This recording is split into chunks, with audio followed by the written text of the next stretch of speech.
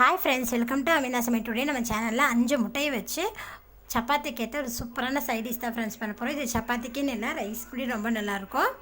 சிம்பிளான மெத்தடில் டிஃப்ரெண்ட்டான டேஸ்ட்டில் இந்த எக் மசாலா ரெசிபி எப்படி பண்ணலான்னு வீடியோவில் பார்க்கலாம். வீடியோக்குள்ள போகிறதுக்கு முன்னாடி எங்கள் சேனல் இது வரைக்கும் நீங்கள் சப்ஸ்கிரைப் பண்ணலைன்னா சப்ஸ்கிரைப் பண்ணுங்கள். பக்கத்தில் இருக்கிற பெல் ஐக்கான் பட்டனை கிளிக் பண்ணுங்கள். சப்பாத்திக்கு ஏற்ற ஒரு சைடிஷ் பண்ணுறதுக்கு ஒரு 5 முட்டை வேக வச்சு வச்சுருக்கேன். இப்போ இதை கட் பண்ணிக்கலாம்.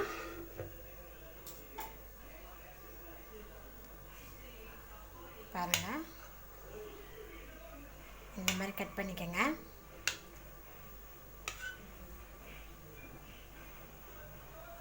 பாருங்கள், வேக வச்ச எக்கெல்லாம் இந்த மாதிரி கட் பண்ணி வச்சுருக்கேன்.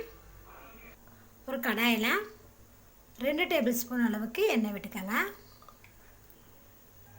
எண்ணெய் சூடானதுமே இதில் ஒரு 1/4 டேபிள் ஸ்பூன் போல் கடுகு ஆட் பண்ணிக்கோங்க. கடுகு பொரிஞ்சதுமே ஒரு 1/2 டேபிள் ஸ்பூன் ஜீரகம்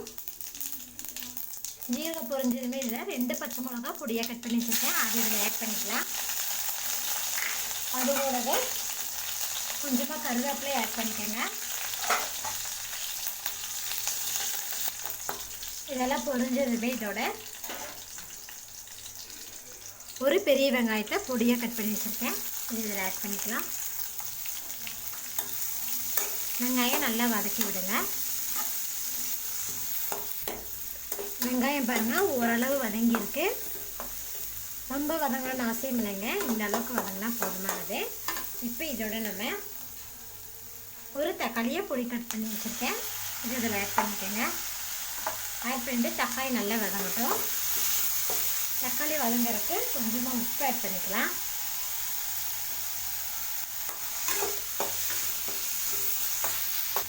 தக்காளி பாருங்கள் நல்லா சுருண்டு வதங்கிருச்சு.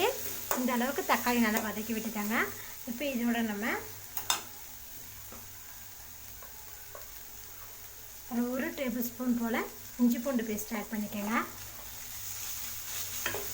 இது நல்லா ஒரு நிமிஷம் வதக்கி விட்டுக்கலாம்.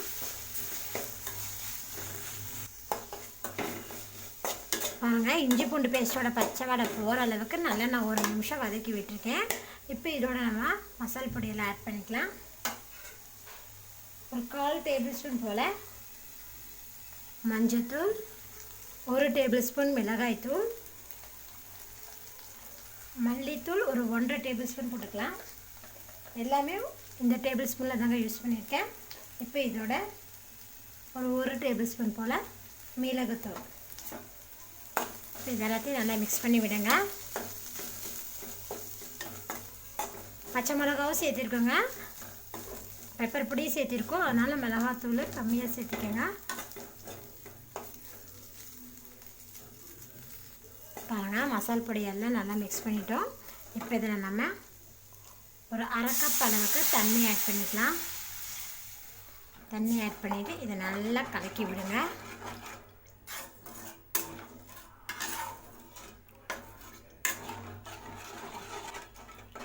பாருங்கள், நல்லா கலக்கியாச்சு. இப்போ இதை ஹை ஃப்ளேமில் வச்சு ஒரு மூடி போட்டு 2-3 நிமிஷம் வரைக்கும் நம்ம நல்லா கொதிக்க வச்சுக்கலாம். 2-3 நிமிஷம் ஆயிடுச்சு. இப்போ மூடி ஓப்பன் பண்ணி பார்க்கலாம். பாருங்கள், நல்லா கொதிச்சிட்ருக்குது. நம்ம போட்ட அந்த மசால் பொடியோட பச்சை வடையெல்லாம் போயிருக்கு பாருங்கள். அதுக்கு தான் நான் மூடி போட்டு கொதிக்க வச்சது. பாருங்கள், 1/2 கப் தண்ணி தான் நான் ஆட் பண்ண பாருங்கள் எப்படி இருக்குன்னு. இப்போ இதை மீடியம் ஃப்ளேமில் வச்சுக்கோங்க. மீடியம் ஃப்ளேமில் வச்சுட்டு இதோட ஒரு 1/4 டேபிள் ஸ்பூன் போல் கரம் மசால் பொடி ஆட் பண்ணிக்கோங்க. அதோடவே இதுக்கு தேவையான அளவுக்கு உப்பு ஆட் பண்ணிக்கலாம். ஆட் பண்ணிவிட்டு இப்போ நல்லா கலந்து விடுங்க. பாருங்க, உப்பும் கரம் மசால் பொடி போட்டு நல்லா கலக்கிட்டோம். பார்க்கும்போதே உங்களுக்கு தெரியும். பாருங்கள், எண்ணெய் கொஞ்சம் பிரிஞ்சிட்டு மேலே வந்துருச்சு. இந்த ஸ்டேஜில் நம்ம கட் பண்ணி வச்சுருக்கிற எக்கு இதில் ஆட் பண்ணிக்கலாங்க. எல்லா எக்கும் போட்டதுமே இது ரொம்ப கலக்க வேண்டாம், லைட்டாக கலந்து விட்டிங்கன்னா போதும். ஏன்னா ரொம்ப கலக்குனீங்கன்னா இந்த எல்லோலாம் தனித்தனியாக பிரிஞ்சுட்டு வந்துடும். ஒரு 2-3 நிமிஷம் வரைக்கும் மீடியம் ஃப்ளேம்லேயே வைங்க. அப்போ தான் அந்த எக்கில் மசாலாலாம் நல்லா பிடிக்கும். மீடியம் ஃப்ளேம்லேயே ஒரு 2-3 நிமிஷம் வச்சதுலேயே நல்லா ட்ரை ஆகிடுச்சு பாருங்கள். மசாலாலாம் நல்லா எக்கில் பிடிச்சிருக்கு பாருங்கள். இந்த ஸ்டேஜில் நம்ம கொஞ்சமாக நறுக்குன்னா கொத்தமல்லி தலைகளை தூவிடலாங்க. அவ்வளோதான். நான் இந்த ஸ்டேஜ்லேயே நான் நிறுத்திக்கிறேன். ஏன்னா இது சப்பாத்திக்கு தொட்டு சாப்பிட்றதுக்கு ரொம்ப நல்லா இருக்குங்க. இனி ட்ரையாக வேணும்னா நீங்கள் இனி ஒரு 2 நிமிஷம் சிம்லேயே வச்சுட்டிங்கன்னா ட்ரை ஆயிரும். இப்போ ஸ்டவ் ஆஃப் பண்ணிடலாம். முட்டையை வச்சு ஒரு சூப்பரான சைடிஷ் பாருங்கள் சப்பாத்திக்கு ரெடி பண்ணிட்டோம்.